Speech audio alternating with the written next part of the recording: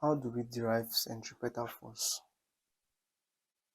We know that centripetal force is that force that is required to keep an object moving around the circle, and that force acts along or an object moving in a circular path. And because of the presence of centripetal force, the object keep on moving around without getting detached out of the circular path. Now, how then do we derive centripetal force? Recall, force is given as mass times acceleration. And acceleration is change in velocity over time. Now, don't forget, from this diagram, you discover that the velocity at this point had changed from this position to position 2. And when the velocity changed, it's still remaining in the circular path. But on moving, we discovered that the position of the velocity is completely different from the position here. But because of the presence of centripetal force, it's always directed towards the center. And that is why it could not leave the circular path. Now remember that acceleration is changing velocity over time, and velocity here changes. And because the velocity changes, it means there's a centripetal acceleration going on here.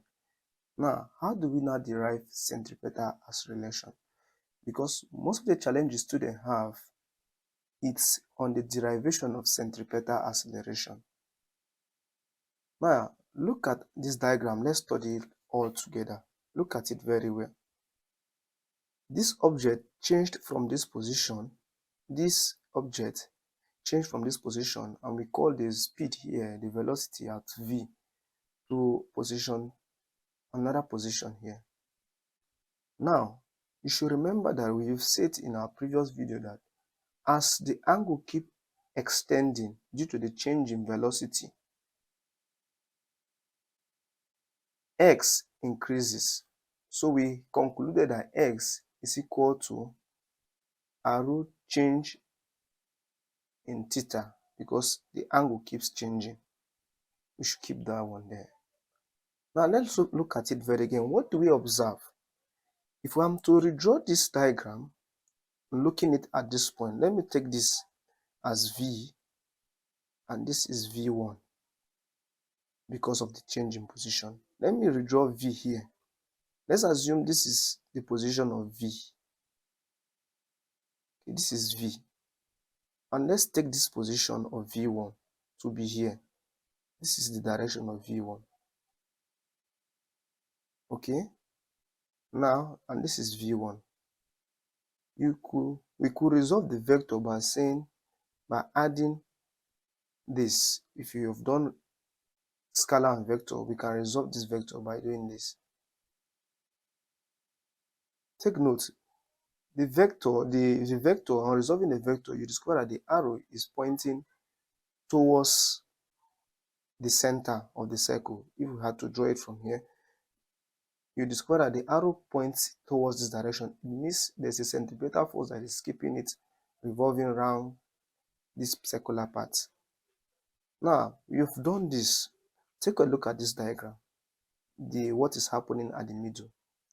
We have this. Let's redraw this we have in the middle. We have this at point 0. We have an angle here. We also have something like this. And we have theta here. We have a radius. We have a radius. You discover that we still have something similar, which is s. If you look at this triangle, if you look at this angle, if you look at this triangle, look at this triangle, they are similar. And notice here there is theta, because as theta reduces, s reduces.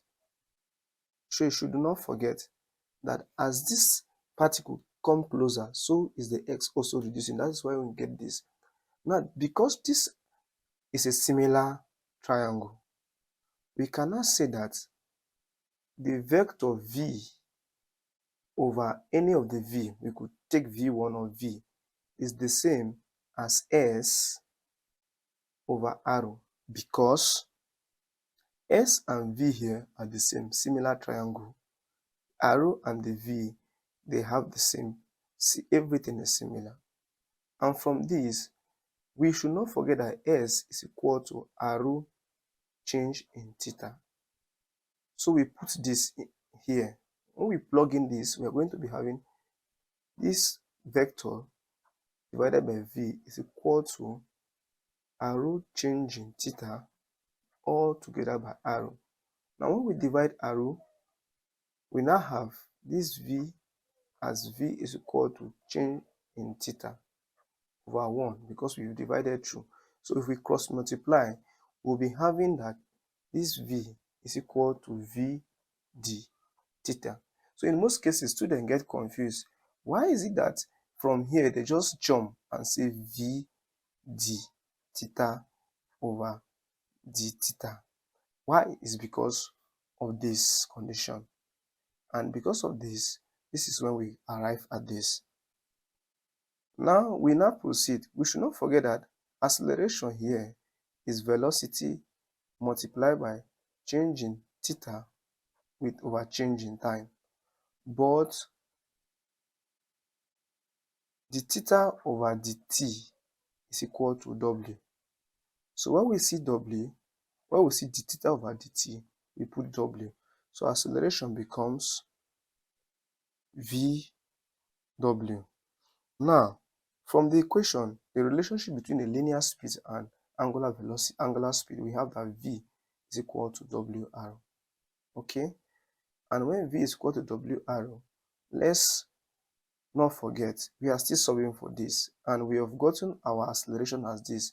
So we can do a plug-in first, and on doing a plug-in, this is what we're going to have. We now have that centripetal force is equals to mass, and remember the acceleration is now this, vw. But from the relationship that says that v is equal to wr, we can easily now say that w is equals to v over r by dividing through by w. By dividing through by arrow, sorry, dividing through by arrow. It's got that this angular speed becomes this. So we plug it in here. And when we plug it in, we are going to be having that F is equal to M. When we see the angular speed, we replace it by this V over R. And on doing this, we now know that we have a multiple V at the top, at the numerator. We could now multiply, and we're going to be having M V multiplied by V going to give us V squared over R. That is the first formula you saw at the beginning of the video. How about getting this other one that says that W square R? Let's take this again and look at it.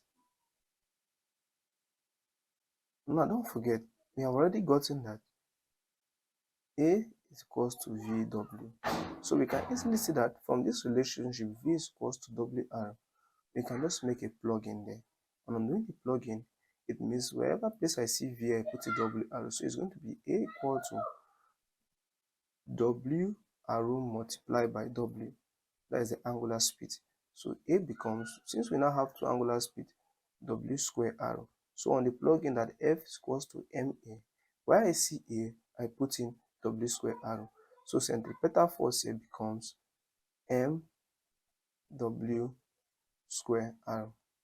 If this video is helpful, please do not forget to subscribe and also drop your comment. I will really appreciate that. Doing that to enable me to produce or to release more videos relating to your field, the advanced level physics, IJMB student, JUPEB student, and even the ordinary level student. Thank you. Your subscription will do a lot.